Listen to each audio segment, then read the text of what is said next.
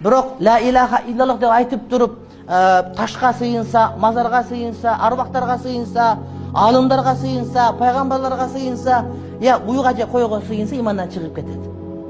Алегидай булактарга барып, дарактарга чүпөрөк байлай турган болсо, мазарларга барып, арбактарга сыйына бере турган болсо, мындай кылып, алымдар, тамлар келгенде табаррук деп отуруп, молдолорду кудай кылып ала турганда билелер, тамлар келсе, аны дамлы урматташ керек, сыйлаш керек.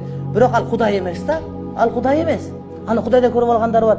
О, бир 1000 километр алыста устазым көрүп турат, билип турат деп, устазга, мисалы кээ бир соф тарикаттарда бар, устазга кудайлык макамды берип алгандар бар да.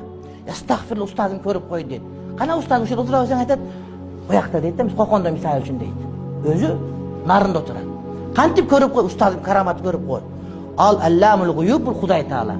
Демек Кудайдын сыпаттарын инсанга бербеш керек деген сөз. Экинчиси Мухаммад Расулуллах деген сөз, урматтуу бир тууган, бир адам мусулман болсо, ошол Мухаммед пайгамбардын жашоосу менен жашоо, ошонун жашоосу менен жүрүү деген сөз. Эгерде сиз Мухаммад Расулуллах деп айтып туруп, бирок жашооңузда Мухаммед пайгамбардын сүннөтү жок болгон болсо, анда айтыш кыйын болот да, айтыш кыйын болот.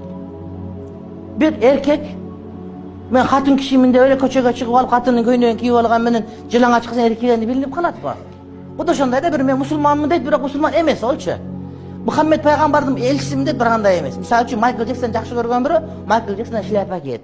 Ушундай кылып, мындай кылып басат мисалы үчүн. А сен Мухаммед пайгамбарга элчидим дейсиң дагы, кана сенин жашооңдо 100 болбосун, бир 50% барбы сенде Мухаммед пайгамбарыбыздын бир жашоосунун тартиби барбы сенде? Тамак жеген оң колу менен жеп атасыңбы? Кирген оң колу менен кирип, оң бут менен сол бут менен чыгып атасыңбы? Уктаган уктап атасыңбы? Зикир фикир кылып атасыңбы деген маани келет.